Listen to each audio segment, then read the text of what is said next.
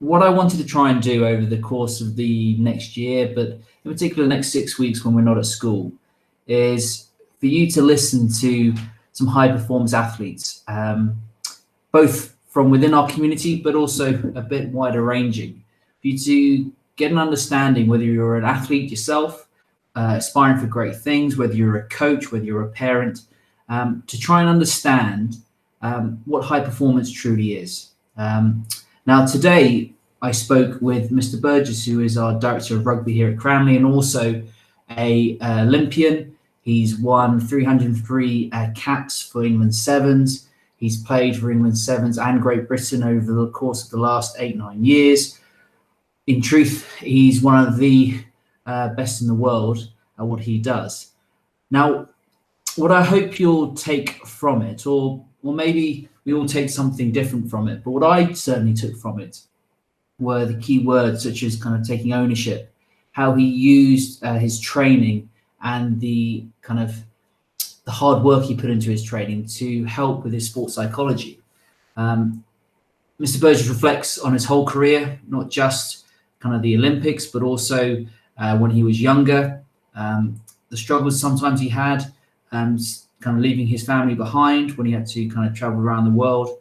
And I just found it brilliant. I really enjoyed talking to him and I enjoyed learning from him. So have a watch, have a listen. And hope you enjoy it. First question, what's high performance mean to you? High performance. It's a difficult thing to describe because often high performance is about, people associate it with winning. Like to be a high performer, you have to be a winner, like it comes part and parcel. Generally, if you are a high performer, there's more opportunity and the chances of winning are higher and they're greater. But high performance for me is just realistically is doing the basics exceptionally well. And I think lots of people can be high performers, but there is X factor that people bring with that. So it's a case of you've got that minimum standard where you're performing those basic skills at an absolute high level, but then there's something else about you which makes you different from the rest. So I say that was probably what I would say about high performance. A sportsman once said to me, the first thing they want to be remembered by was actually being a husband and a parent. So I think that's the important bit, because undoubtedly people will kind of say, well, Phil Burgess, what is he? Well, he's an England Sevens player. But I think it's important to kind of from the word go to be saying, well, who's Phil Burgess? You're a dad of two, you're a husband. And then we come into, well, what is it? 2013, you joined the England Sevens team, 50 tournament appearances or so, 303 matches, 6 yellow cards, which I kind of always quite like bringing up. Probably embarrassing, but for you to hear, but arguably one of the last decade, one of the best England Sevens players, probably known around the globe for Sevens. Obviously, before that, you had Cornish Pirates, you were at Quins before you went to Loughborough. You've kind of played England under 18s, you've captained England students, you've done a vast amount. When you do hear that, what do you think? Looking back now, I know you're not at the end of your career, but what do you think? I'd say it was always a little bit embarrassing hearing like what you've done in that sense, like, oh, you've played this and you've done that. I always think it is like, for me, I feel a little bit embarrassed because I've just been doing a hobby, like it's been something that I've loved. It's something that I've enjoyed, something that I'm incredibly proud of in the same breath. But as soon as people say, oh, you've played 50 tournaments, you've done this and whatever, I always like, and you like shiver a little bit and you think, oh, okay. But for me, it's a real honor and a privilege to have done what I've done. And I wouldn't change anything that I've done because of the journey that I've been on. There's lots of things that I would try and remind myself of from a young Phil Burgess to, going through my career and all that sort of stuff. But when I look back over my career, coming to the tail end of it now, I'm really happy with what I've done. Was there a real moment that you, whether it was kind of standing on the pitch or somewhere where you thought, I've made it? Or is there always that strive to go better? I think there's always that strive, like that competitive nature to be better and do better. I mean, as I've reached sort of the tail end of my career now, there's more opportunity in my head where I've had that fear and that nervousness about, can I carry on doing what I'm doing? Am I still doing what I need to do on the field? Like, am I representing the team? Am I representing myself in the best way? You know, and that comes down to obviously the coaches picking you and making sure that you're doing what you need to do. But I wouldn't say there was ever a moment where I'm like, yeah, I've made it, I've done it. I was always, I think 50 caps, 50 tournament appearances was something for me that I really wanted to achieve. And I was very fortunate throughout my career. You know, my coaches probably hated it, but I always wanted to play. And I know that sounds stupid, but I always wanted to play. Every minute I wanted to play. I never wanted to come off. I always wanted to be involved. You know, even when I'd broken arm and all this sort of stuff, like I still wanted to play. And it was one of those things that getting to 50 tournaments for me personally was something where I know that 50 tournaments, I was on the field for a huge amount of minutes. I managed to get through it. And yeah, like it just sort of like ticking, I wouldn't say it's ticking a box at all, but it's almost like you've done 50 tournaments. That's big. And so I'd probably say when I did that and we had our shirt presentation at Twickenham, and I was very fortunate that my mum and dad and my wife and little boy Bertie at the time, so I had one at the time then, they could all come to that. And yeah, that was really, really nice. And obviously getting out to run at Twickenham, I actually led the side that weekend, which was nice. Life of a sevens player is a life that when pupils at Cranleigh, I know Jamie Barden's been involved in the England setup, travel the world, you get to all these amazing places, you've got this party atmosphere that follows the sevens program, you're playing in front of huge crowds, the sun on your back, it must be an amazing life.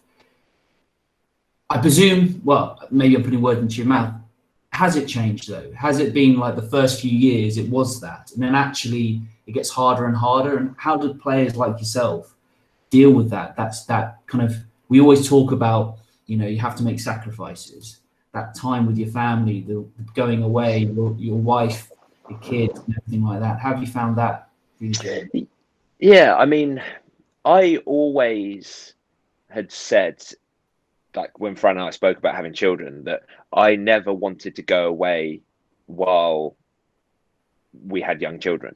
And that sort of stems back from my childhood. So my dad traveled away with work and stuff like that, and it was never a bad thing, and it wasn't a bad thing, but in my head I didn't really want to do that. And that is more so because of the type of person that I am. I like to be involved, you know, I like to be there, I like to help, I want to be someone that you can rely on. And in going away meant that I wasn't able to do that for Fran, and I wasn't able to do that for my family. And so it got to a point where we had to make a decision around life and my sort of sporting career. And it was a case of that in itself was a challenge and an opportunity for me to grow, because I'd always thought I don't want to have children while I'm going away because of the added stress that it would put on me. And it was sort of easily avoidable in that sense. Yeah. But in the same breath, Fran and I wanted to have children. We were ready for it. And so it was a case of having children was an added stress for my career, but it meant that I had to grow with it, and I had to deal with that, and I had to grow as a person. How did you deal with that? First of all, I dealt with it very badly, because as much as you're away, you're in amazing places, you know. So like for example, our first tournament away when Bertie was, can't think how old he was, you know, maybe a couple of months old,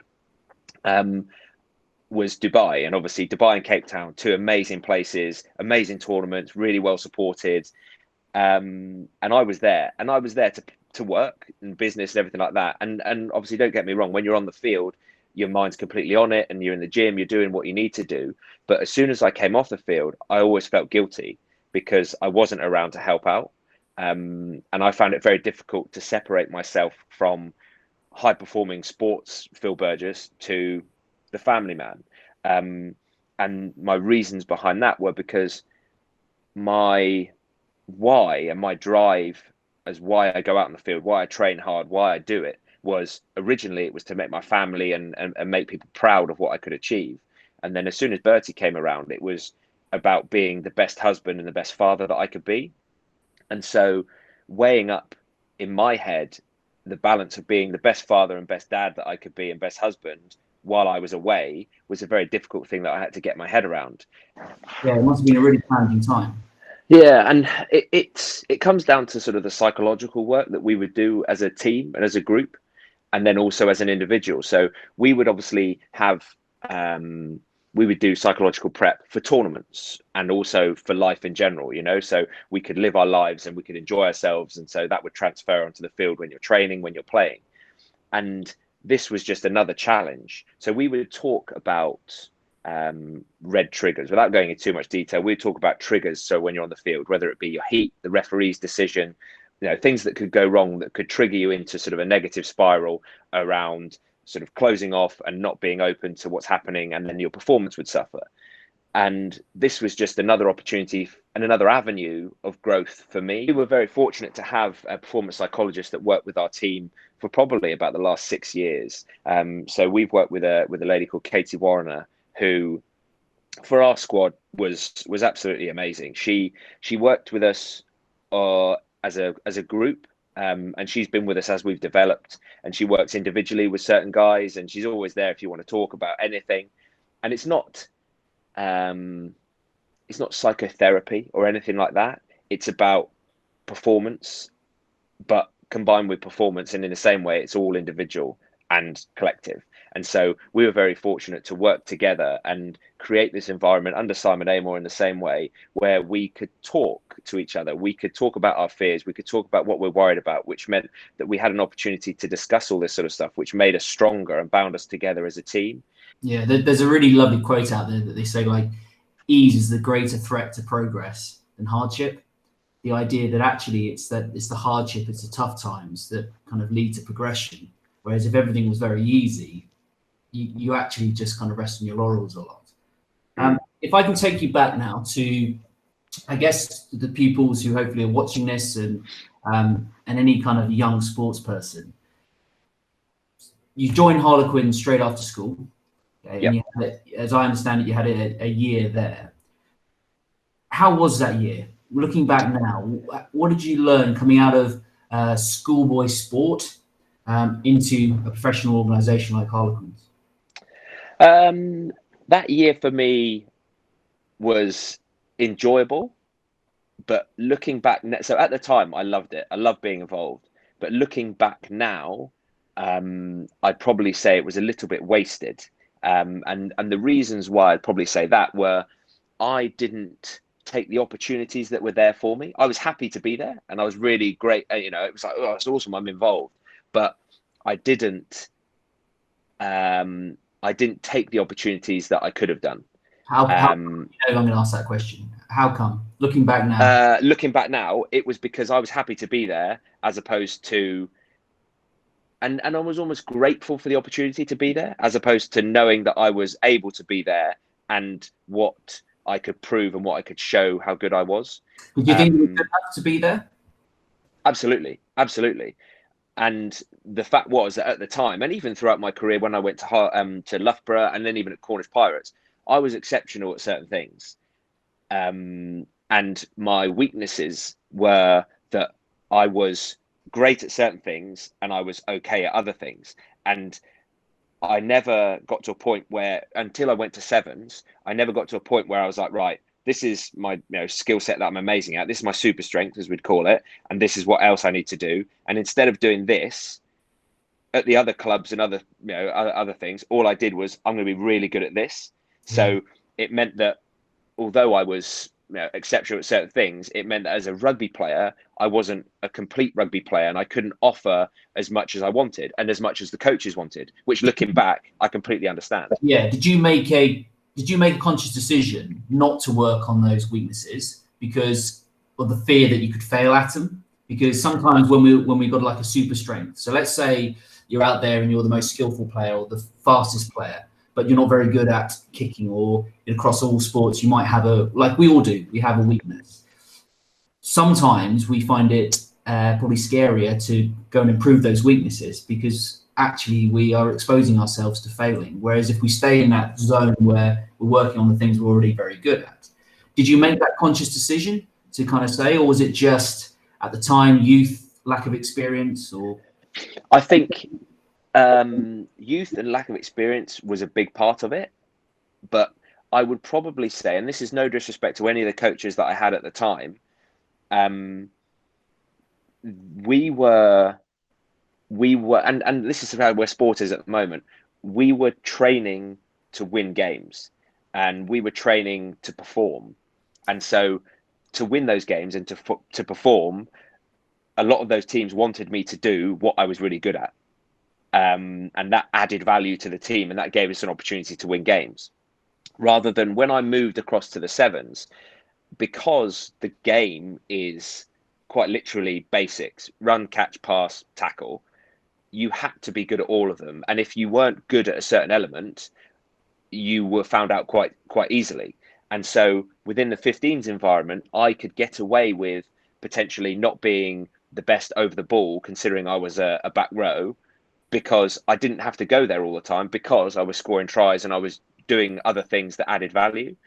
And so I think when I went across the sevens, it was more the direction from the coaches and the environment there, which drove me to not relinquish any of my super strengths. It was, we'd always work on my super strengths, but it was always a case of you work on that to make that even better, but you'd also hammer everything else to push up those levels. And it wasn't so much about, obviously we wanted to win, but it was more about performance. And it was a case of, if you do your best and you perform well within the sevens environment, the outcome hopefully will take care of itself.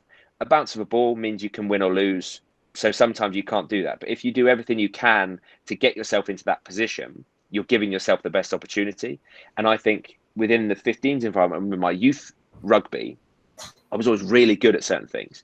And that was what I would work on. And that would be my sort of selling point. Rather than at sevens, it was a case of, right, we're going to get you better as a rugby player so that you can help the whole team and then use your super strength in that environment. Yeah. Does that make sense? Yeah, it does. So at the end of that year, at what point was the decision made that you wouldn't stay at Quins? Was it that they turned around to you and said, look, you're a good player, but we don't think you're quite there? Or was it that you kind of saw it in yourself, or how did that kind of play out? It was a mixture, really. So throughout, I had always applied to university. So even when I was at when I was at school, I applied to university, and then in my final year at school, Harlequins offered me a full-time academy position, and so I deferred entry to Loughborough. And so the ambition was always play rugby, and then if that doesn't work out, I'll go to university, and then sort of, I wouldn't say have a normal life, but I do that. But throughout that year, I enjoyed what I did and I enjoyed being involved, but it was a mixture of my own opinion, Harlequin's opinion of me, and then also feedback. So I played, probably at the time, they didn't have any dual registration. They didn't have any real opportunities to play. And the time that I was there, they had some amazing players in the back row. They had like Andre Voss, Paul Volley, Will Skinner, all these guys that were playing, and Chris Robshaw. They had all these guys playing my position. And I was obviously 17, 18 coming into it. So when they were playing their A-League games, those guys were all vying for starting positions for the first team. So they would be playing in the A-League games, which would mean that I would probably be on the bench and play a couple of minutes here or there, or 20 minutes. And so throughout that year, I trained, not really knowing how to train. And then also I barely played. And so when it came to the end of the year, I think Harlequins, looking back now and knowing what I know, Harlequins offered me to stay. And they said, we'd like to keep you on, we don't want to increase your contract or anything like that, but we'd like to keep you. But we were not going to offer you any increase in salary or anything like that. Obviously, I was getting paid peanuts anyway. That's just the way it was. Yeah. But the discussion that I had then with my dad and stuff like that when I came home was, sport is something that you enjoy and something you do because you love it. And throughout that year, I enjoyed what I was doing, but I loved playing. I enjoy training, but I love playing. And I was very unfortunate that I didn't have the opportunity to show all the training that I was doing, all the speed work, all the gym, all the actual contact work, I couldn't ever show how much I was improving because I never got an opportunity to go out on the field. And so when we got to the end of the year, because this will always be it's always a really tricky one, particularly in rugby, being the sport that it is, that a lot of people leaving school will go from playing week in, week out, training 2, 3, 4, 5 times a week like they do here. And then they enter into a professional organisation where they might not be playing. So they might just be kind of professional trainers to a certain extent. What advice would you be giving to them, looking back now? The fact of not having the opportunity to play wasn't the downfall in that year for me. It wasn't the opportunity to compete on the field in terms of against another team. It was, I didn't approach that year competing with those guys at Harlequins. So I would go and I'd be like, sweet, this is great. Like I get to train here, as opposed to going in and believing the ability that I had and believing that I was good enough to be there and believing that actually I could fight for a position in the team. I was always, well, I'm not going to get picked because, I'm young and, we've got these good guys ahead of me. And if I'd approached training with the same intent and the same attitude that I do now, I think that would have stead me in better stead. And then the coaches probably would look around and been like, bloody hell, he's a bit of a, angry guy or whatever. And he really wants this, as opposed to, I think I was happy to be there. And I thought it would naturally develop. Yeah. Rather than now, you have to force, like as with everything, you have to force your hand. You have to push your way in there and you have to give it your best shot. And I didn't give it my best shot in that year because for me, I didn't know really what doing my best was. And I think that's the life experience stuff that I'm obviously looking back now, but I didn't do my best in that year. And so coming out of it, I have no problem with the fact that I was released and the decision of going to university was made because I've ended up where I am now. But I definitely didn't do my best in that year. And that link, you then moved on to university, which isn't for everyone and this and that. But it seems that in a lot of our sports nowadays, there are several different routes into the professional game, and university obviously does play a route. How did you find, I guess being a student athlete is probably the correct term nowadays, where did you go to university because you wanted the degree and to have some fun, and was there always in the back of your head that actually 3 years time I want to get back into professional rugby, or did your enjoyment at Loughborough lead to that, or did you just go there and think, well, I'll take it day by day? Yeah, so when I went to university, I always knew that I was a capable rugby player and all that sort of stuff. But I thought, actually, this would just be great. I'm going to get a degree. I'm going to play some good rugby. I'll be in a sort of an actual quite professional environment. And then it was about the choice that I made when I went up there. I was very lucky.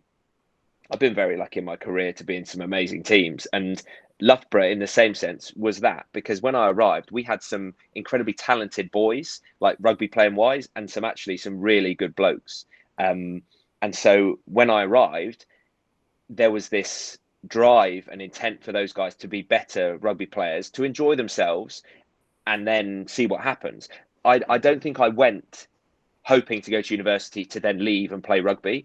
I went with the ambition to enjoy myself at university and play rugby, and then whatever happens, happens. You mentioned it a few times in terms of you love to play. And I guess a number of professional athletes that I know sometimes fall into the trap of really enjoying training, but then anxiety, fear of failure really creeps into them when it comes to the match day. So from Monday to Friday, they're really loving life, they're training, but the Saturday, the match day, which for most of us should be kind of the icing on the cake, the thing that you're working so hard for. Often people don't enjoy that moment because of, like I said, the fear of failure. What happens if we lose, if we get knocked out, if we get relegated, if I play badly, will I get dropped? It sounds like from you that you've always just loved playing. Is that something that you've noticed in yourself compared to some other people, or? Yeah, I think yes, but I think it's developed because of the psychological work that we've done, the sports psych work, and that relates completely to a couple of things you were saying there about enjoying the moment, and then also the training and game prep. So we at the Sevens, for example, we had the ambition isn't right. We went out there to train as we would play, and we would go out there and try our best to do everything we could so that when we left the field, we knew that we were in the best possible condition, best possible shape going into the tournaments. So when we'd approach the tournaments, we would want to win. Like we only won sort of a handful of tournaments in my whole career almost, but every tournament we went there with the ambition to win. But I would only ever have nerves for that first tournament, probably in Dubai. As in your first ever cap? No. So every year, that first tournament, and the nerves would be around, can I do this? Can I still do this? Like, because we hadn't been, like the season finishes in June, July, or whatever it was, or even May sometime. Yeah, May at Twickenham, and then the season starts again sometimes in December. So it's a huge break. And you've been at home, you've had your off season, you've had your pre-season, you've had your warm-up tournaments and everything like that, but nothing really prepares you, to a World Series tournament. And so in that tunnel, always before that first game or even in the blowout and stuff like that, like, can I do this? Can I do this? And then that would be a case of it goes back to your psych prep and your work and be like, right, have I done everything that I could for this moment? Have I done all the reps? Have I worked as hard as I could? Have I done my analysis of the opposition? Have I done my prehab? Have I done my robustness? Have I done all this? And then it brings out I can see myself smiling now, but it brings out this belief in myself that it's almost like, actually, I've done everything that I can do to go out there and do my best. Yeah. And then the best, my best, may be good enough. It may not be good enough to win, but I know that if I've done my best, then I've given myself every opportunity to go out there and do my best, if that makes sense. Yeah. A lot of people talk about control the controllable and sports psychology, and a lot of time young men and women will talk to me about kind of controlling anxiety, arousal levels, social facilitation, lots of different things. But it reinforces, or what you're saying kind of reinforces that idea that actually how you train, what you physically do, has a huge impact on kind of how your mind's going to play. So we talk a lot about kind of what strategies you can have psychologically, some buzzwords, some ways to kind of control your arousal. It might be visualization.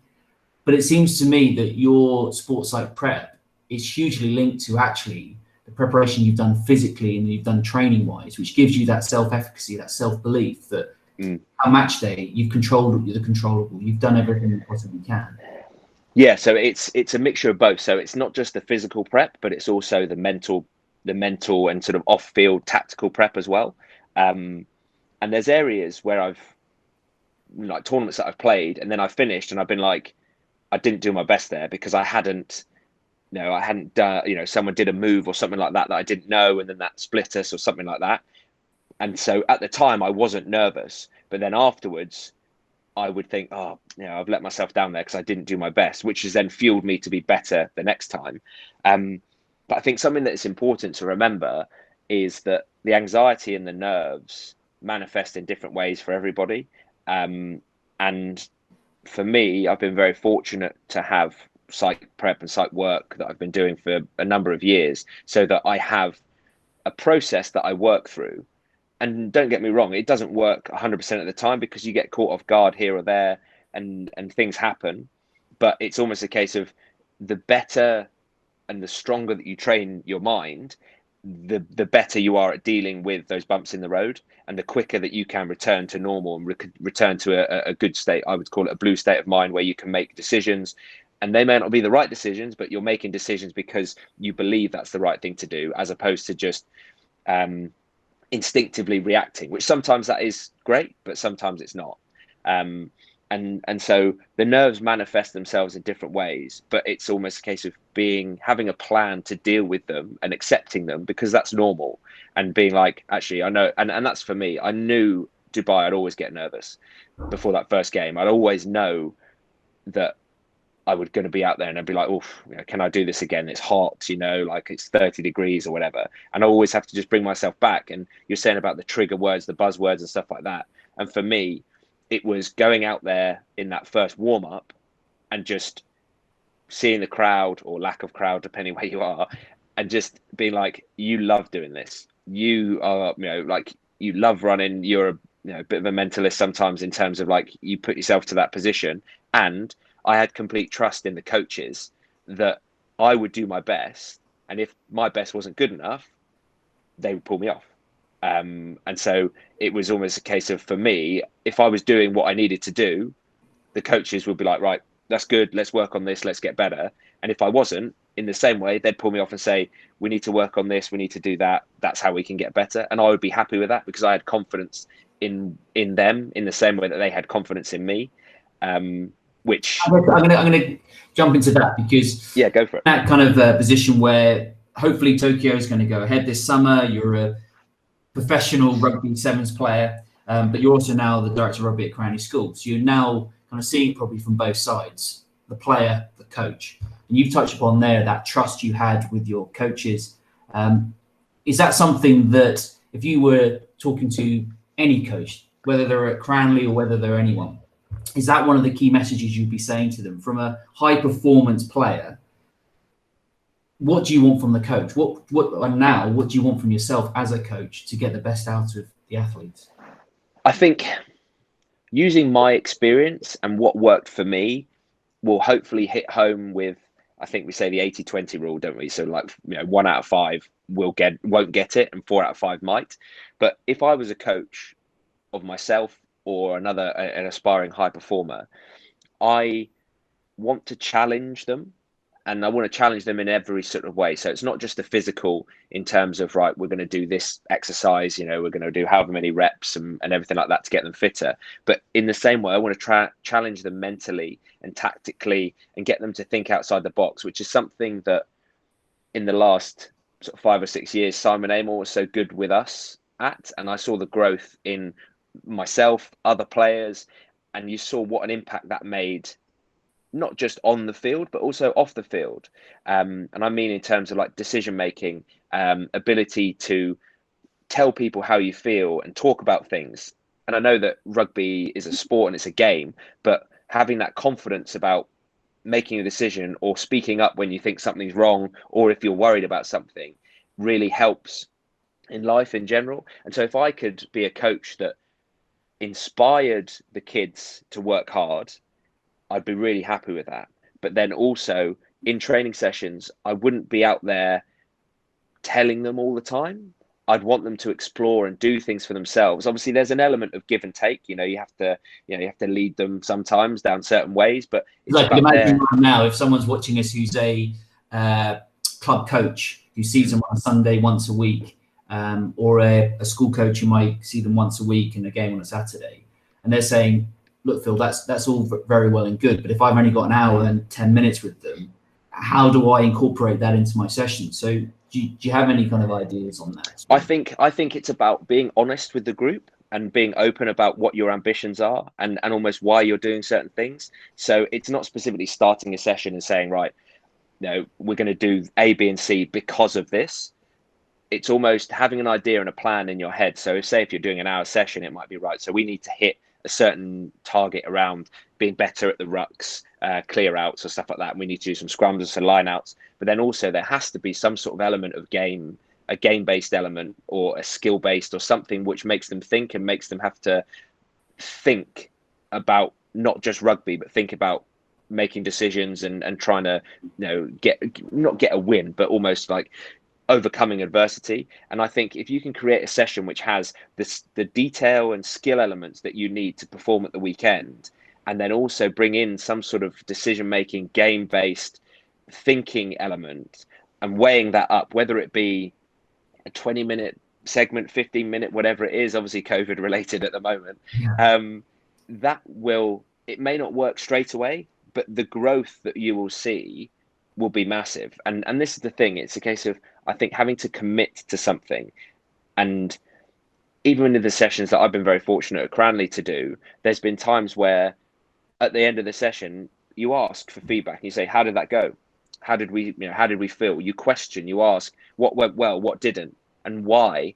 And I think people then start to think, actually, let's try and solve the problem, as opposed to just going out there and running into somebody or something like that. It's almost a case of, how can we be better at this? Why did it work? And make them decision makers. You give them some information, but you let them make the decisions, because that, at the end of the day, that's what they're going to be doing on the field. You can guide them and give them sort of an idea, but it's up for them to sort of sculpt that.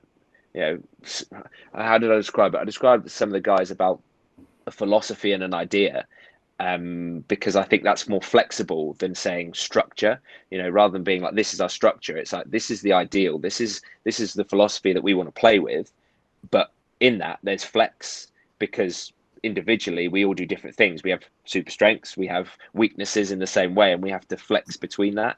It's an interesting one. I read once about, if you got someone to draw a tree, and then some people just kind of draw the kind of tree, bang, that's it. And then actually, if you think about it deeper, you go, well, the roots, where do the roots start? The wind, the impact on the wind on it, the movable tree, different seasons. This idea, I guess, as a coach and as an athlete, is trying to give them, yes, the tree, the thing that we're trying to do, whether it's a structure, whether it's a game plan, but allowing them to understand the fact that throughout all our sports, they're going to be impacted by the environment they're within, having the confidence and probably the strong enough roots through training, through working on the core skills, to be able to say, well, actually, I can adapt as we go here. Absolutely. And that's where the exciting thing for me, to be involved with, say, Cranleigh, for example, where I can be with some of the guys from sort of fourth form and see them and be like, right, we're going to work on your basics and your decision making, and then we build throughout the sessions. And you see some of the development that those guys make has been amazing, and it's been really inspiring for me, because I've tried to push certain guys to make decisions and try and be better, not specifically just at rugby, because I feel the improvements that they can make on the sports field will inevitably help them in life. And exactly as you say, it's dealing with the change, dealing with the adversity. Bronze medal at the Commonwealth, silver medal at the Rugby World Cup. But the Olympics, arguably the biggest, put there with the Football World Cup, but one of the biggest sporting events. And like a lot of rugby fans, the introduction of sevens into the Olympics was huge. And I think most people would agree that it was a real success story as a whole sport. I remember coming to Cranleigh in 2010, and throughout kind of every session, every day, I'm learning all the time. But one of the things I really learned, particularly going into tournaments, was this idea of, we were unapologetically competitive. And it took a long time to change the mindset from just kind of getting out of the group to actually having the mindset of, we're at a tournament to go and win it. And I remember the first year we did win the Nationals at Rosalind Park. We were in the semi-final, and I knew that if they won that game, they'd get a chance to play at Twickenham, which for most rugby players is something they could only dream about. And I remember the team at the time were talking about it, saying, if we win this, we get to that. And it was a really interesting kind of conversation with them to say, well, yes, but even if you do just win this semi-final, we want to win the final. We're here to win. And I guess where I'm coming from is watching that tournament and seeing you guys play so well in the semi-final. So you're suddenly in this semi-final game where you know that if you win it, you're guaranteed a medal. If you lose it, you're into a kind of a bronze medal match where loser goes home with nothing. This might be not what happened, but it seemed that in the semi-final you guys played so well. Was there a mind shift in that couple of hours between the semi-final and the final where mentality changed from, wow, win this game, we're into an Olympic final, this is something we've dreamed about as a team and as a player, and we're going to get a medal? Was there an element then that actually in the gold medal match it just wasn't quite the same, or was that just because the Fijians were so good at the time? I think it was a mixture of things. So getting into that final, I remember winning the South Africa game, and exactly that, being like, we're guaranteed a medal now. That is amazing. That is so good. But then in the same way, a lot of the mental prep and work that we did was about that emotional roller coaster. For a sevens tournament, is it like that? You play 6 games and it's ups and downs, like you could you could lose a game in your group, but still go through and end up winning a tournament and stuff like that. So it's about riding that roller coaster and understanding you have to enjoy the moments and enjoy what it was. And so after South Africa, we enjoyed it to know that we were potentially guaranteed a medal. And also how we played and everything like that, and making our families proud and making the countries proud and all that sort of stuff. But then it was about, okay, well, let's switch off now in exactly the same process. Switch off, let's do a recovery, let's look at our analysis and everything like that and prepare for the Fiji game. I think we'll come back to the reasons why I think we could have done better in that final. But the overriding, well, 2 reasons. Fiji were amazing in that final. They had sort of stumbled a little way through their tournament. They hadn't been that good. So watching the games back and stuff like that, you're like, actually, there's opportunity here. We know what they're good at in terms of the offloading, keeping the ball alive, kickoffs, all that sort of stuff, and the strength that they had across the field. There's some incredible talent. And it was a case of coming into that final, I definitely believed, and I think the whole squad believed, that it's actually like, these guys are here for the taking, and that was what we believed going in. And it was a case of, because we were guaranteed that medal, we had that sense of relief that we could actually really go out and just enjoy ourselves completely, give everything. And then no matter what happened, as long as we done our best, we could be happy with that. And then coming back to it, did we do our best in that final? No, we didn't. And so we won the silver medal, but I don't think we were ever in a chance to win the gold, because Fiji on the day absolutely smashed it. They were amazing in terms of their kickoffs, keeping the ball and stuff like that. But in the same breath, as a Great Britain team, we didn't perform how we wanted to. And I believe one of the main reasons for that was a mixture of things, but we had never been in that position where we'd started a game and been probably 3 tries down within however many minutes against world-class opposition, and then we had to deal with it. So psychologically, I can remember at one point getting the ball, I think it was in our own 22, and sort of stepping, and the pressure of the moment, thinking, right, we've got to do something, and not having that trust and belief that we could do it. Yeah, was a big factor. So, and what I mean by that is, the GB team, we formed 12 weeks before the Olympics. The team that played in that Olympic Games had never played together. That 12, eventually 13, had never played together, ever. And so going into that tournament, we had the belief and the trust in each other and the game plans and everything like that. But we didn't have that.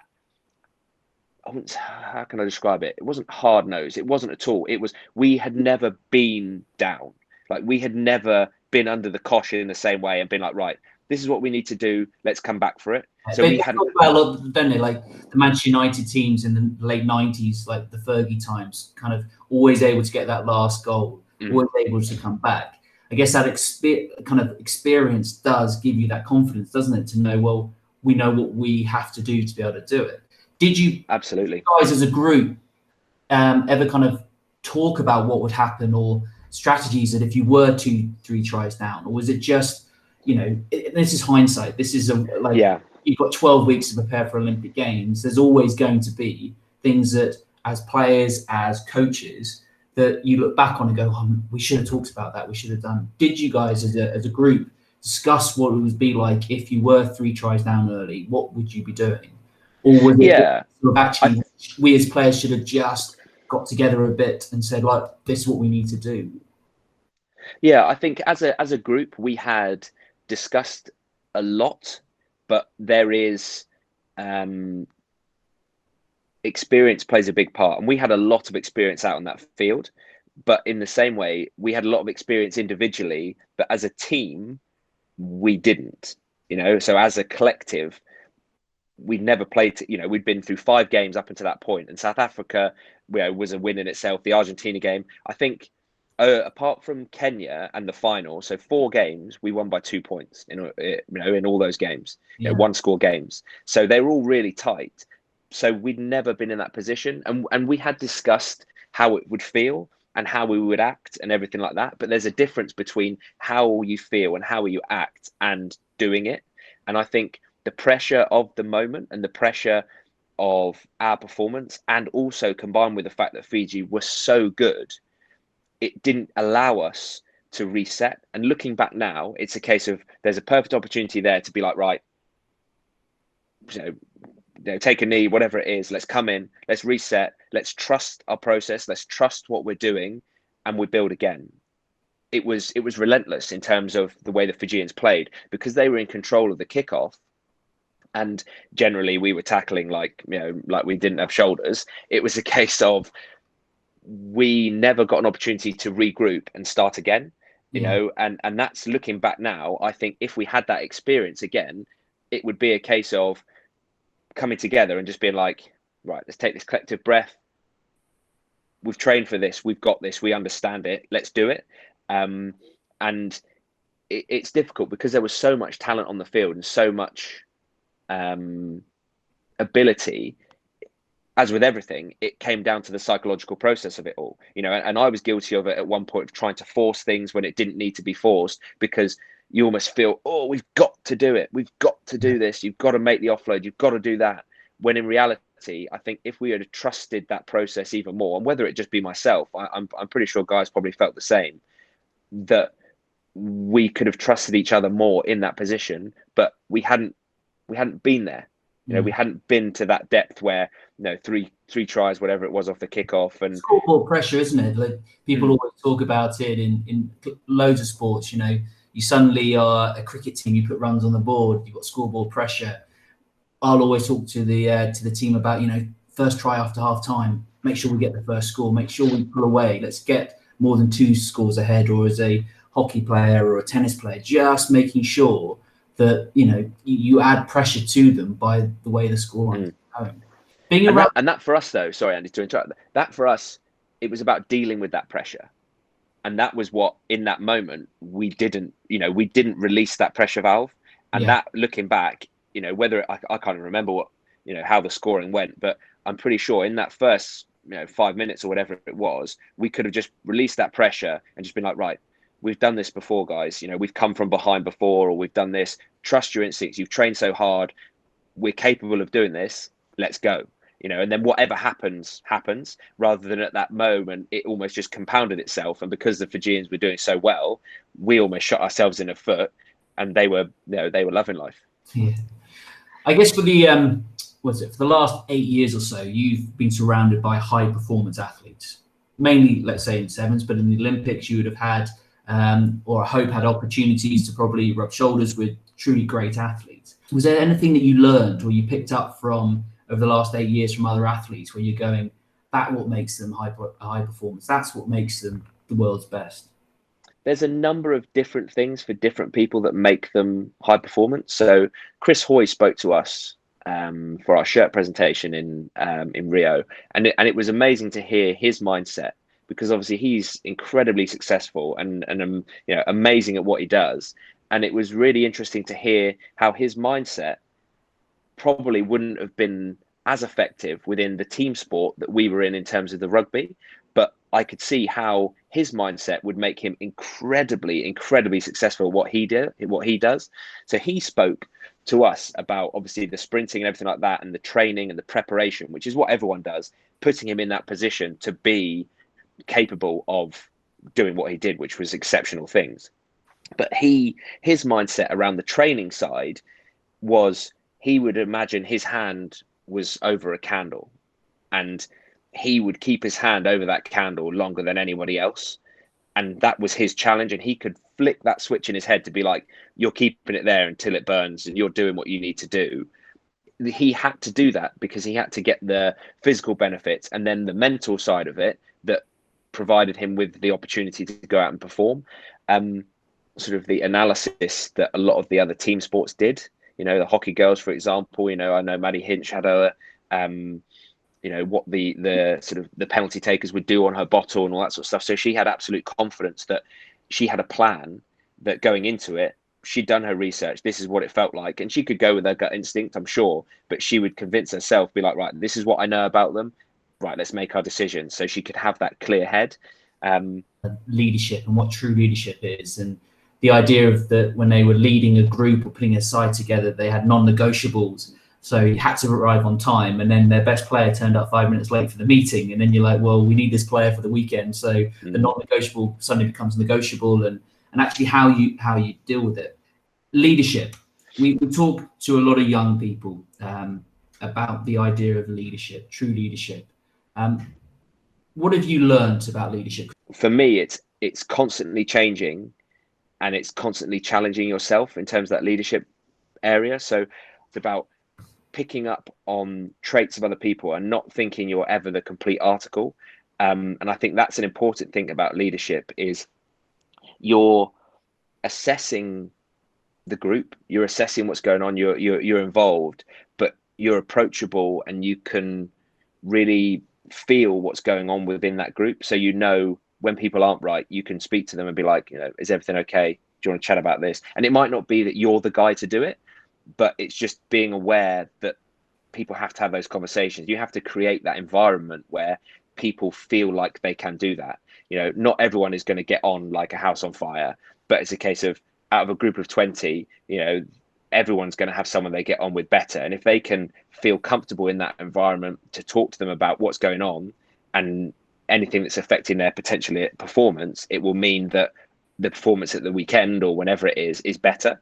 And so I think as a leader, to firstly show those skills yourself. So you show that vulnerability, you show that openness. And for me, I'm very fortunate that sometimes it gets me in trouble, but I'm very honest, and and I'll tell people how I feel. That means that we can grow because we know exactly where we stand. There's a line in the sand. This is good, this is bad, this is how I feel. And then when someone tells you the same, it's a case of, right, if I need to, I can move that line in the sand, because I'm willing to do that, because leadership is flexibility. It's flexible in that same way. It's not one for all. You can't go in there. Some people love to be shouted at. Some people hate it. Some people, like you shout their name at them and they'll go back into their shell. And so it's understanding what works for them. Hard work pays off. It underlines everything. The harder you work, the better you're going to get at something. But working hard is tricky. Everyone wants to win, but not everyone's prepared to do the hard work that's kind of necessary too. How are you staying motivated? What are you doing that others could look at and go, okay, it's easy to stay inside, but this is why I'm training? I get my confidence in my ability to play rugby, knowing that I've done everything that I can do, and knowing that when I go out there, I'm going to be capable of giving 100%. And so I convince myself, and I talk to myself about, right, if I'm going to be 100% come 7-8 months, whatever it is, how am I going to do that? Is that going to be me sitting at home now doing nothing? Probably not. Is it going to be at home doing some mobility? Maybe. Is it going to be doing some yoga, doing some stretching, all that sort of stuff? Is it not? And so for me, it's a case of, if I get to that opportunity in 6-7 months' time and I haven't done what I could have done, I won't be, I will be nervous. I'll be in that tunnel, and I'll be like, I don't think I can go out there and do my best, because my best will be 95% as opposed to 100. And so knowing that the end goal is an Olympic final and, hopefully a gold medal, the ambition is to go out there realistically and just do my best, because winning may happen, it may not happen. But if you go out there and you do your best every single time, then you give yourself the opportunity to be up there competing for medals.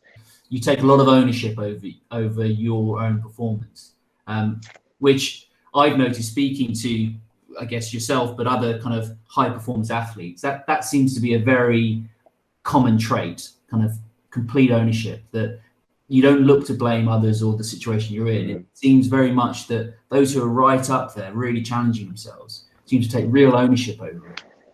Yeah, and I think that's part and parcel of being potentially a high performer, but also being in a team, and knowing that if I'm in that team, I want to give 100%, so that I'm giving 100% for the team.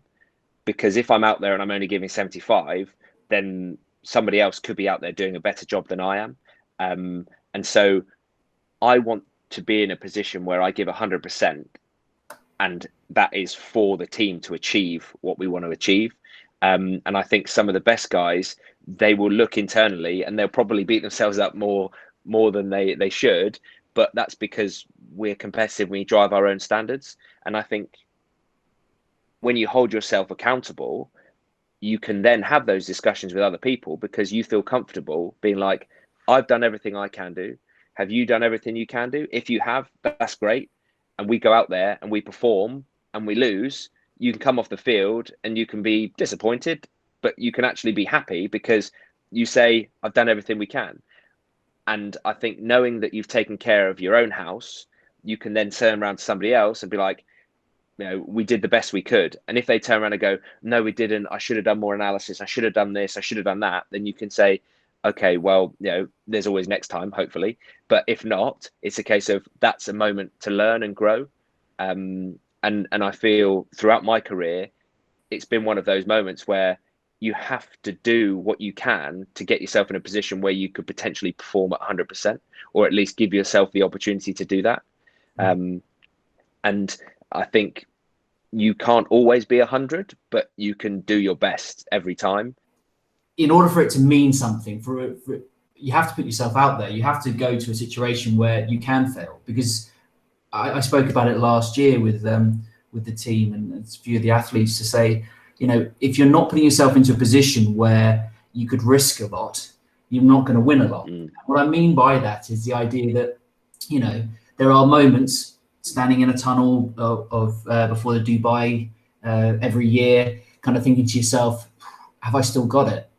And for a lot of people, that anxiety and that fear would probably be enough to say, well, I don't want to put myself into this situation. I can have a reasonably easier life by now just hiding away from it. But what you get by putting yourself into that position is that challenge and the euphoria when you do succeed. But you've got to risk a lot to win a lot. And it's that. And I think as a sports person, it's that continual challenge where you've got to push yourself, but you have to accept the fact that you are going to fail. Is probably not the right term. I think you're right. I think you have to accept failure. You don't win. You don't sometimes win. But actually, you're not failing if, like you're saying, the ownership, putting everything into it, training hard, doing everything you possibly can, then actually you still might lose, but you're not failing. You're still kind of going up that. I think it's difficult because as soon as you put winning and losing, and as you say, like in failure and stuff like that, it's very difficult because you're putting a target on something. If you can do everything that you can do and you can go out and you can perform your best, then no matter what happens, you can be happy with that. And inevitably, as an athlete, when you go on the field, you want to win. Like you go out on the field, everybody wants to win. And it's almost a case of take the result out of it and focus on the performance and what you're doing in that game. Then you bring it back to the training that you're doing in terms of the skills, the passing, the tackling, and all that sort of stuff. You can really bring it back to where you maybe get your confidence, especially for me, where I get my confidence from in terms of, I've done my fitness, I've done my analysis, I've done my skills, I'm in a good place. I'll go out and perform, and then whatever happens, happens. And I think it's difficult to say to win or to lose. And then, exactly as you're saying, like failure is a horrible word. I mean, failure is good because you can learn from it if you choose to learn from it. But it's process, it's performance versus win or loss. It's difficult to describe. Mr. Burgess, thank you. I've kept you probably long enough.